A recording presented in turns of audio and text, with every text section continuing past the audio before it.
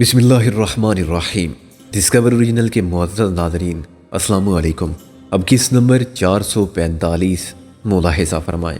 ہوا کی یہ لہر جو شاک ویو کہلاتی ہے، انسانوں کو، کھمبوں کو، درختوں کو، عمارتوں کو گرا جاتی ہے۔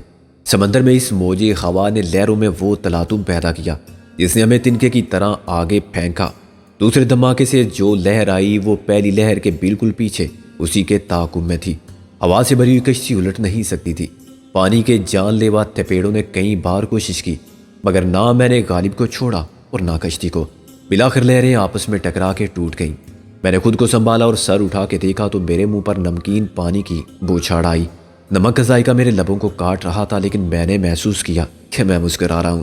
یہ اندر کی خوشی تھی جو میرے وجود سے پھوٹ رہی تھی اور خود بخود لبوں تک آ گئی تھی۔ دھوئیں کا ایک مرغولا اوپر اٹھ کے بادل سا بنتا جا رہا تھا۔ اس کے وسط میں آگ تھی جس کے شعلوں کی زبانیں اوپر لپک رہی تھی۔ ایس ایس کرانتی تھرڈ ایک آتش فشاں پہاڑ بن گیا تھا جو لاوا اگل رہا ہو۔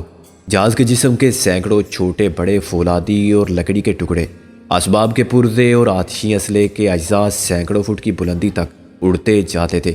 یہ کسی آتش بازی کے منظر سے کم دلکش نظارہ نہ تھا۔ شعلوں کے ٹکڑے دہکتے انگارے تاریک آسمان کے پس منظر میں زیادہ نمایاں دکھائی دیتے تھے، جو شہاب ثاقب کی طرح ایک قوس کی شکل میں لہراتے تھے، جو شہاب ثاقب کی طرح نظر آ رہے تھے اور سمندر میں گم ہو جاتے تھے۔ آسمان تک اٹھنے والے شعلوں کے نارنجی رنگ نے لہروں میں بھی آگ سی لگا دی تھی۔ یہ ایسا مسحور کن دلکش نظارہ تھا کہ میں گرد و پیش سے بے خبر اس میں گم رہا۔ اچانک غالب نے کہا، یہ کتنا دل خوش کن منظر ہے جو ہم دیکھ رہے ہیں۔ میں بے اختیار ہنسنے لگا۔ یہ ہماری فتح کے جشن کی خوشی میں آتش بازی کا منظر ہے۔ کیا اس منظر کو وہ سور کا بچہ بھی دیکھ رہا ہوگا؟ غالب نے کہا۔ میں سمجھ گیا کہ اس کا اشارہ پیڈرو کی طرف ہے۔ اللہ کرے دیکھ رہا ہو۔ اس کی اذیت کا احساس مجھے تسکین دیتا ہے۔ یہ بھی تو ہو سکتا ہے کہ وہ مر گیا ہو۔ نہیں یار، ایسے بے غیرت یوں نہیں مرتے۔ وہ پھر بچ گیا ہوگا اور میری تو خواہش ہے کہ وہ ابھی نہ مرے، میں نے کہا۔ غالب نے حیرانی سے میری طرف دیکھا۔ تو اس کی دراز عمر کی دعا کر رہا ہے؟ ہاں، اس لیے کہ میں اس کے لیے بہادری اور آبرو مندی کی موت نہیں چاہتا۔ میری آرزو ہے کہ وہ پھر میرے مقابل آئے، ایک مجرم کی حیثیت سے، جب انصاف کی کرسی پر بیٹھ کر میں اس کی فرد جرم پڑھوں، اور پھر اسے اتنی ہی ذلت امیز موت ملے جتنی ذلت امیز اس کی زندگی تھی۔ اگر وہ بچ گیا ہوگا تو ہمارے اور اس کے راستے پھر کہیں نہ کہیں ملیں گے، غالب نے کہا۔ مجھے شاہد جمیل کے مرنے کا رنج ہے، حالانکہ یہ بڑی باعزت اور قابل فخر موت تھی، میں نے کہا، اور میرا دل اس خیال سے بھی بوجھل ہے کہ اس کے ذمہ دار ہم تھے۔ وہ بہادر اور عالی ظرف آدمی تھا۔ اس نے اپنے لیے خود موت قبول کی مگر ہمیں معاف کر دیا، غالب نے کہا۔ اب رات کا تاریک سایہ سمندر میں پھیل چکا تھا۔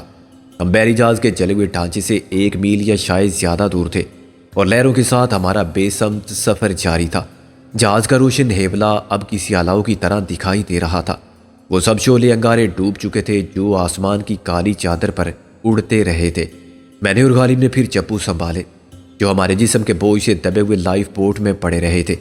یہ ضروری تھا کہ ہم اپنی سمت کو اندازے کی حد تک درست رکھیں۔ ابھی سورج ہماری نظروں کے سامنے غروب ہوا تھا، چنانچہ ہم سمت کا تعین کر سکتے تھے۔ ایس ایس کرانتی تھرڈ کی چیتا سے بھی ایک نظر میں اندازہ ہو جاتا تھا کہ شمال کدھر ہوگا۔ ہمیں جنوب کی طرف جانا تھا اور صاف آسمان ایک حوصلہ افزا علامت تھی۔ ہم رات کو قطبی ستارے سے مدد لے سکتے تھے۔ 1 گھنٹے بعد جب ہم مزید 1 میل دور جا چکے تھے، ایس ایس کرانتی تھرڈ جو پہلے ایک آتش فشاں تھا سمٹ کر ایک شعلہ رہ گیا تھا۔ میں اور غالب اس پر نظر جمائے بیٹھے رہے جہاں تک کہ یہ شعلہ فقط ایک چنگاری رہ گیا، پھر یہ چنگاری بھی غائب ہو گئی۔ رات کا پر ہیبت اندھیرا اور سمندر کا شور رہ گیا۔ ہم نے دشمن کے ایک قلعے کو نیست و نابود کر دیا تھا۔ وہ سب اسلحہ کر کے آب کر دیا تھا جو میرے ہم وطنوں کے خلاف استعمال ہو سکتا تھا۔ اس فتح کے احساس میں بیک وقت فخر و مسرت کے ساتھ شکر گزاری اور اطمینان قلب کے جذبات شامل تھے۔ بلا شبہ یہ اللہ کی ذات ہی تھی جس نے مجھے توفیق استقامت اور ہمت عطا کی تھی اور میری کامیابی کے اسباب مہیا کیے تھے۔ سب سے بڑھ کر طمانینت دینے والا خیال یہ تھا کہ میں نے ہزاروں مسلمان محب وطن پاکستانیوں کو، ان کے گھروں کو، اہل و عیال کو تباہی سے اور موت سے بچا لیا تھا۔ بچانے اور مارنے والا تو ایک ہی ہے، لیکن میں نے اتنا ضرور کیا، اس موت کے سامان کو ضمیر فروش اور غدار قاتلوں تک نہیں پہنچنے دیا۔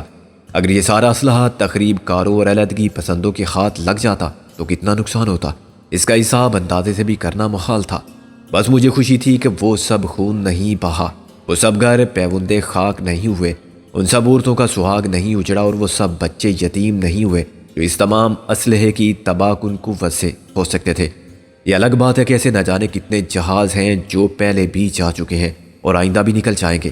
زمین کے راستوں سے اور خشکی کے راستوں سے انسانیت شرافت کا خون کرنے والوں کے درمیان تجارت جاری تھی، مگر پھر بھی مجھے ان گنت چہرے شکر گزار نظر آتے تھے، ان بوڑھوں، بچوں، جوانوں اور عورتوں کے جن سے میرا کوئی رشتہ تھا تو اخلاق کا یا مذہب کا، انسانیت کا اور وطن کا، جن کو میں نے کبھی نہیں دیکھا تھا اور جو مجھے بالکل نہیں جانتے تھے، لیکن جو میری کوشش سے محفوظ رہے تھے۔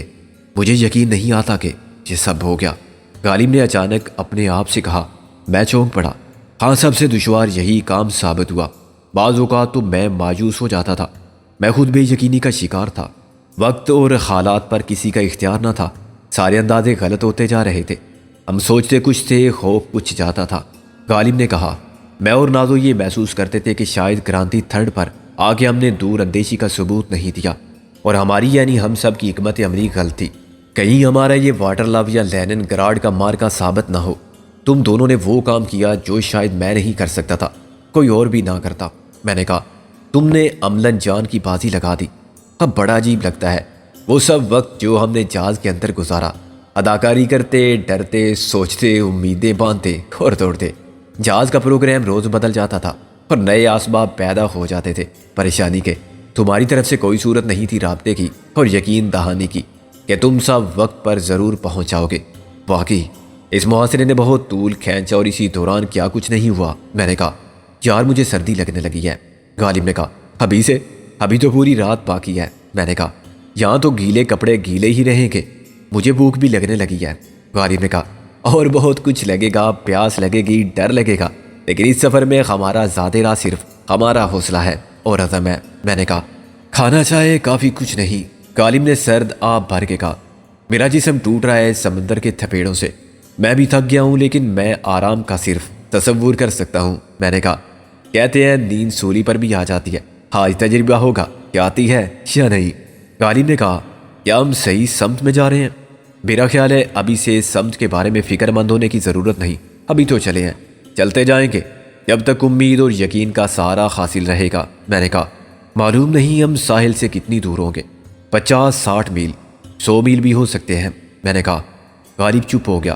ہم دونوں کے ہاتھ ایک میکانیکی انداز میں چپو چلا رہے تھے۔ تحد نگاہ ایک پرشور تاریک ویرانہ تھا جس میں اربوں کھربوں سال پرانے سمندر کے پانی کا تلاطم تھا۔ ہمارے دائیں بائیں سمندر کی انتہائی گہرائی تک ہزاروں اقسام کی سمندری مخلوق تھی، لیکن وہ ہماری تنہائی کے احساس میں شریک نہ تھی۔ اس بے کنار و بے پایاں سمندر کی وسعت میں صرف ہم دو انسان تھے، جو باقی سب انسانوں کا تصور کر سکتے تھے جو کہیں بھی موجود تھے۔ جہاں تک ہمارے تصور کی رسائی تھی کسی بھی حال میں تھے اور کچھ بھی کر رہے تھے، مگر وہ نہیں جانتے تھے کہ ہم کون ہیں، کہاں ہیں، اور وہ ہمارا تصور بھی نہیں کر سکتے تھے۔ اس دنیا میں کوئی اتنا اکیلا بھی ہو سکتا ہے؟ یہ میرے لیے ایک بھیانک تجربہ تھا۔ معلوم نہیں وہ کہاں ہو گئے۔ غالب پھر بولا، وہ مجھ سے بات نہیں کرتا تھا، اس کے خیالات کسی ارادے کے بغیر الفاظ کا روپ دھار کے لبوں تک آ جاتے تھے۔ کہیں تو ہوں گے۔ میں نے چڑ کر کہا، میں کیا بتاؤں، میں ایسے ہی سوچ رہا تھا، میں سوچنا بھی نہیں چاہتا، ہر خیال مجھے خوف زدہ ہی کرے گا۔ میں نے کہا، اپنے آپ کو مایوسی سے دور رکھنے کے لیے سوچ کے عذاب سے دور رہنا پڑے گا، تجھے بھی اور مجھے بھی۔ پہلے سے مت سوچ کے کیا ہوگا جبکہ ہمارے اختیار میں کچھ نہیں، جو ہونا ہے ہو جائے گا۔ یہ عجیب سفر تھا جس میں ہم پر اپنا خیال بھی بار تھا، خالی بوٹ میں پانی کی لہروں کا مقابلہ کرتے رہنے اور سمت کا خیال رکھنے کے سوا ہم کچھ نہیں کر سکتے تھے۔ ہونے کو تو بہت کچھ ہو سکتا تھا، کشتی میں ایک ننھا سا سوراخ ہو سکتا تھا جو سارے عزم سفر کو ختم کرنے کے لیے کافی تھا۔ ہم ایسے گم ہوتے کہ تا حشر ہمارا سراغ نہ ملتا، ہم پر کوئی شارک یا ویل حملہ کر سکتی تھی، ہماری جسمانی توانائی ختم ہو سکتی تھی، جس کے بعد ہم اس لائف بوٹ کو سمندر کی لہروں کے رحم و کرم پر چھوڑنے کے لیے مجبور ہو جاتے اور بہتے بہتے کسی حسن اتفاق سے سلامتی کے ساحل تک پہنچ جاتے تو آگے سفر کی اگلی منزل کا ارادہ کرتے، ورنہ ارادہ کیا اور آرزو کیا، اگلے لمحے کوئی بمر ہمیں فنا کی آغوش میں کھینچ سکتا تھا۔ وسوسے، اندیشے، خطرات، حادثات کا ڈر، امید کی کرن کو روشن رکھنے کی جد و جہد، ایمان، یقین کا سہارا، جینے کی آرزو، سب کے ساتھ سفر جاری تھا۔ رات کے کسی حصے میں جب ہم ہمت ہار چکے تھے اور لائف بوٹ میں نڈال پڑے تھے، یہ بھی نہیں جانتے تھے کہ سمندر کی لہروں پر ڈولتی ہوئی لائف بوٹ کس سمت میں رواں ہے۔ ہماری ساری کوشش خود کو کسی موج کے تھپیڑے سے سمندر میں گرنے سے بچانے کے لیے وقف تھی۔ میں نے ایک روشنی دیکھی۔ یوں تو پہلے بھی میں نے متعدد بحری جہازوں کو دیکھا جو بہت دور سے گزر گئے تھے اور ان کی ساکت نظر آنے والی مدھم روشنیاں تاریکی میں کھو گئی تھی، لیکن یہ روشنی بہت واضح تھی اور میں نے اسے دوسری بار دیکھا تو پہلے کی نسبت زیادہ قریب آ چکی تھی۔ سمندر کے پانی کی مسلسل مار سے میرا بدن سن ہو رہا تھا، لیکن میں نے غالب کے پاس جا کے اسے نزدیک آنے والی روشنی کی طرف متوجہ کیا۔ یہ کیا ہے؟ کوئی لانچ؟ غالب نے کہا۔ لانچ یا موٹر بوٹ؟ مگر کس کی؟ غالب نے کہا۔ پھر اسے اپنے سوال کے اہم نہ ہونے کا احساس ہوا۔ خیر ہمیں اس سے کیا؟ غالب بولا۔ وہ ہمیں بچا لیں گے، یہی کافی ہے۔ لیکن کیا انہوں نے ہمیں دیکھ لیا ہے؟ دیکھا نہ ہوتا تو وہ سیدھے ادھر کیوں آتے؟ غالب بولا۔ میں نے نفی میں سر ہلایا۔ ہم انہیں اتنے فاصلے سے کیسے نظر آ سکتے ہیں؟ دن کے وقت تو شاید وہ دیکھ لیتے۔ غالب کے لہجے میں مایوسی اتر آئی۔ تو نے ٹھیک کہا، اتنے بڑے سمندر میں ہم ایک تنکے کی طرح تو ہیں اور وہ کسی تنکے کو تلاش نہیں کر سکتے۔ ہم ان کو ایسو ایس دیتے تب بھی اندھیرے میں ان کے لیے ہمارا سراغ لگانا دشوار ہوتا۔ میں نے کہا، کیا ہم کسی طرح بھی ان کو متوجہ نہیں کر سکتے؟ میں نے نفی میں سر ہلایا۔ دن میں ہم کوئی کپڑا لہراتے، اپنی قمیص اتار کے بھی لہراتے تو شاید وہ دیکھ لیتے۔ رات کے وقت تو لائٹ سگنل ہی کا کام کرتا ہے۔ ہمارے پاس ٹارچ ہوتی تو شاید۔ روشنی کا رخ اب تک ہماری سمت میں تھا۔ یہ کسی کار کی ہیڈ لائٹس جیسی روشنی تھی، تیز اور ایک جگہ مرتکز، اور اس روشنی کے تیز تر ہونے سے ہی فاصلے میں کمی کا اندازہ ہوتا تھا۔ بظاہر یوں لگتا تھا کہ وہ لانچ یا موٹر بوٹ سیدھی اسی طرف آ رہی ہے، جہاں ہم کسی غیبی امداد کے آسرے پر اپنی زندگی کے لیے جد و جہد کر رہے ہیں۔ وہ ادھر ہی آ رہے ہیں، غالب نے مسرت سے چلا کے کہا۔ میں نے کہا، یہ ہو سکتا ہے کہ وہ صرف 50 گز کے فاصلے سے گزر جائیں اور ہمیں نہ دیکھ پائیں۔ رات کے اندھیرے میں دیکھنے والی دوربین بھی تو ہوتی ہے، مگر اس وقت کون ہوگا جو دوربین سے دیکھے گا؟ اور کیا دیکھے گا یہاں؟ میں نے کہا۔ ہیلو، غالب نے چیخ کر کہا، ادھر دیکھو، ادھر ہم یہاں ہیں، ہیلو۔ غالب، میں نے کہا، کیا ہو گیا تجھے؟ وہ تیری آواز کیسے سن سکتے ہیں اس شور میں؟ لیکن غالب ہاتھ اٹھا کے چلاتا رہا، ہیلو، ہماری مدد کرو، ادھر آؤ۔ غالب کے مقابلے میں میرے دماغ کی سوچنے سمجھنے کی صلاحیت بہتر طور پر کام کر رہی تھی۔ اس لانچ یا موٹر بوٹ میں گنے چنے افراد ہوں گے، ان میں سے بیشتر سو رہے ہوں گے، ایک دو ڈیوٹی پر ہوں گے، تو اپنے پہلے سے متعین راستے پر رواں رہنے کی کوشش کے سوا کچھ نہیں کریں گے۔ موسم اچھا ہے اور راستہ صاف ہے، کسی دشواری کے بغیر ان کی لانچ چلتی جائے گی۔ وہ اطمینان سے گپ لگاتے رہیں گے یا سگریٹ چائے کافی پیتے رہیں گے۔ ان کو کوئی ضرورت ہی محسوس نہیں ہوگی کہ وہ کسی وجہ کے بغیر دوربین سے سمندر پر نظر رکھیں۔ لیکن میری اس منطقی سوچ کی نفی وہ روشنی کرتی تھی جو لمحہ بلمحہ تیز ہوتی جا رہی تھی۔ میں اب انجن کی آواز کو لہروں کے شور سے الگ سن سکتا تھا۔ میں نے غالب کو دیکھا، وہ دونوں ہاتھ اٹھا کے چیخ رہا تھا اور لانچ میں آنے والوں کی توجہ حاصل کرنے کی کوشش کر رہا تھا، حالانکہ ان کے کانوں تک یہ آواز پہنچ ہی نہیں سکتی تھی۔ وہ لانچ کے کسی بند کیبن میں تھے، اندر انجن کے چلنے کی آواز تھی اور باہر سمندر کی لہروں کا شور تھا۔ اس کے باوجود نہ جانے کیا ہوا کہ میں نے بھی غالب کے ساتھ چلانا شروع کر دیا۔ میں اپنے دونوں ہاتھ ہلا رہا تھا اور انگریزی کے علاوہ فرنچ میں مدد کے لیے پکار رہا تھا۔ پھر وہی ہوا جس کا مجھے ڈر تھا۔ روشنی رخ بدلے بغیر ہم سے 100-200 گز تک آئی اور دور ہونے لگی۔ وہ کوئی لانچ تھی جس کے کیبن کی کھڑکی میں بھی روشنی نظر آ رہی تھی۔ وہ اپنے سیدھے راستے پر چلتی جا رہی تھی اور یہ سیدھا راستہ ہماری سمت میں مگر کچھ فاصلے سے گزرتا تھا۔ چلاتے چلاتے ہمارا گلا درد کرنے لگا، مگر لانچ کا رخ نہیں بدلا۔ ہم نے اسے بہت قریب آ کے دور ہوتے دیکھا، اس کے انجن کی آواز کا شور مدھم پڑنے لگا اور روشنی پھر تاریکی کے سمندر میں کھو گئی۔ شاید مایوسی نے ہم دونوں کو مغلوب کر لیا۔ ہم تھک کے لائف بوٹ میں گر گئے۔ میرے ہمراہ پھر ہمارے اعصاب پر سوار ہو گئی۔ ہم بے بسی سے اس سمت میں دیکھتے رہے جدھر وہ لانچ گئی تھی۔ صبح تک کچھ نہیں ہو سکتا تھا۔ میں نے کہا، کیا صبح ہوگی؟ غالب نے تلخ نا امید لہجے میں کہا، اگر ہمارے پاس کچھ ہوتا، تھوڑا بہت سفر کا سامان، مثلاً کچھ کھانے پینے کے لیے، ایک کمبل، ترپال یا پلاسٹک شیٹ، تو حالات اتنے خراب نہ ہوتے۔ ہماری جسمانی توانائی کا گراف اتنا نہ گرتا اور ہم چپو چلاتے رہتے۔ گرم چائے یا کافی سے بھرا ہوا تھرماس بھی ہوتا تو بہت تھا۔ سگریٹ ماچس کا تو سوال ہی پیدا نہیں ہوتا تھا۔ پانی کی مسلسل بوچھاڑ میں دونوں استعمال کے قابل نہ رہتے۔ ہاں ٹارچ ہوتی تو بہت کارآمد ثابت ہوتی۔ ہم روشنی کو جلا بجھا کے ہر طرف سگنل دے سکتے تھے، چاہے یہ اشارہ کسی کو متوجہ کر لیتا، مگر ہم بالکل خالی ہاتھ تھے۔ روانگی سے پہلے ہمیں اسباب سفر ساتھ لینے کی جو مہلت مل سکتی تھی وہ پیڈرو کی اور شاید جمیل کی تلاش میں صرف ہو گئی تھی۔ ہم بڑی افراتفری اور اجلت میں روانہ ہوئے تھے، چنانچہ کچھ بھی ساتھ نہیں لائے تھے۔ باقی رات کیسے گزری یہ خود مجھے بھی نہیں معلوم۔ میں نکاہت کا شکار تھا اور نیم بے ہوشی کے عالم میں آنکھیں بند کیے پڑا ہوا تھا۔ میرا تصور مجھے دھوکہ دینے لگا تھا۔ کبھی مجھے یوں لگتا تھا جیسے میں اڑ رہا ہوں اور لائف بوٹ ایک انجن والا ہوائی جہاز بن گئی ہے۔ پھر مجھے ایسا محسوس ہوا جیسے کشتی ساکت ہے اور مجھ پر اجلی تیز دھوپ پڑ رہی ہے۔ اس کی زندگی بخش تمازت میرے جسم میں پھیل چکی ہے۔ آنکھیں کھول کے دیکھنے پر میں نے اس متلاطم اندھیرے سمندر کو اور پورا سیب رات کو دیکھا۔ یہ نیند نہ تھی، یہ بے ہوشی بھی نہیں تھی، یہ صرف انتظار تھا سفر کے ختم ہونے کا یا رات کے ختم ہونے کا۔ سفر یوں بھی تمام ہو سکتا تھا کہ اچانک لائف بوٹ جواب دے جائے۔ ایسی صورت میں ہم کسی قسم کی جد و جہد کے بغیر ڈوب جاتے۔ غالب کو تیرنا آتا ہی نہیں تھا اور میں اس قابل نہ تھا کہ تیر سکوں۔ ایک بار میں نے کسی شارک کو بھی دیکھا جو ہماری لائف بوٹ کے بہت قریب سے گزری اور پھر وہ شارک ہمارے ساتھ چلنے لگی۔ میرے ذہن میں وہ سب قصے اور روایات تھی جو ڈوب جانے والی کشتیوں اور جہازوں سے منسوب تھی۔ یہ مشہور تھا کہ شارک مچھلیاں پہلے سے جان لیتی ہیں کہ سمندر کے سفر میں کون قضا کا نشانہ ہوگا اور وہ اپنے لقمہ تر کے انتظار میں اس کے پیچھے چلتی جاتی ہیں۔ میں دہشت زدہ ہو کے اٹھ بیٹھا۔ میں نے اندھیرے میں آنکھیں پھاڑ پھاڑ کے ہر طرف دیکھنے کی بے سود کوشش کی، مگر سوائے جاگ اڑاتی موجوں کے میں کچھ بھی نہ دیکھ سکا۔ اوپر آسمان بھی تاریک تھا، ستارے کہیں کہیں جھلملاتے نظر آ جاتے تھے، لیکن مجھے ان میں کچھ بھی ستارہ دکھائی نہ دیا جس سے میں سفر کی سمت کا تعین کر سکتا تھا۔ لائف بوٹ حیرت انگیز طور پر لہروں کے سہارے بڑھتی چلی جا رہی تھی۔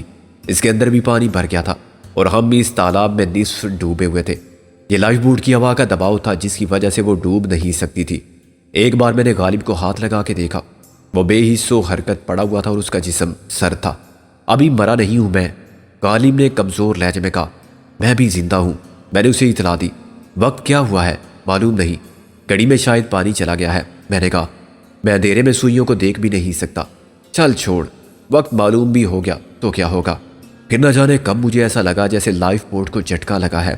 میں نے انسانی آوازیں سنی اور آنکھیں کھول کر دیکھا۔ لائف بوٹ کو ایک بادبانی کشتی نے روک رکھا تھا۔ اس میں جو لوگ تھے وہ سب کنارے پر جھک کے خامے دیکھ رہے تھے۔ کون ہے یہ؟ کسی نے انگریزی میں کہا۔ بے ہوش ہے صرف یا مر گئے؟ یہ کسی عورت کی آواز تھی۔ ان کو اوپر کھینچو۔ ایسے نہیں بے وقوف، مرد نے ڈانٹ کر کہا۔ دیکھو چوٹ نہ لگے۔ یہ انڈین لگتے ہیں، عورت نے کہا۔ مجھے تو یہ انسان لگتے ہیں، مرد نے طنزیہ انداز میں عورت کی بات کا جواب دیا۔ کیا قومیت اور مذہب، پیشہ، عمر، حسب، نسب اور بیوی بچوں کے بارے میں پہلے معلوم کروں؟ اتنے تلخ کیوں ہو جاتے ہو تم؟ کیا بات بھی نہ کروں میں تم کو بے وقوفی کی باتیں کرنے سے بھی نہیں روکتا، لیکن اس کا کوئی وقت ہونا چاہیے، مرد نے کہا۔ جب مجھے ایک رسی بغل میں سے گزار کے اوپر کھینچا جا رہا تھا تو یہ سب وہ گفتگو تھی جو میرے کانوں نے سنی۔ مجھ میں سر اٹھا کے اوپر دیکھنے کی ہمت بھی نہیں تھی، لیکن مجھے یہ احساس ضرور تھا کہ میرے ہوش سلامت ہے۔ اندر لے جاؤ انہیں، مرد نے کہا۔ اس کا لہجہ خاصا تہمگانہ تھا جس سے دوسرے کے ماتحت ہونے کا اندازہ کیا جا سکتا تھا۔ وہ انگریزی بول رہا تھا لیکن اس کا لہجہ امریکن یا انگلش نہیں تھا، وہ اطالوی یا فرانسیسی بھی ہو سکتا تھا، اور ترک یا اسپینی بھی۔ دنیا میں ایسے ملکوں کی تعداد کافی ہے جو ڈی اور ٹی کے لیے دی اور تی استعمال کرتے ہیں۔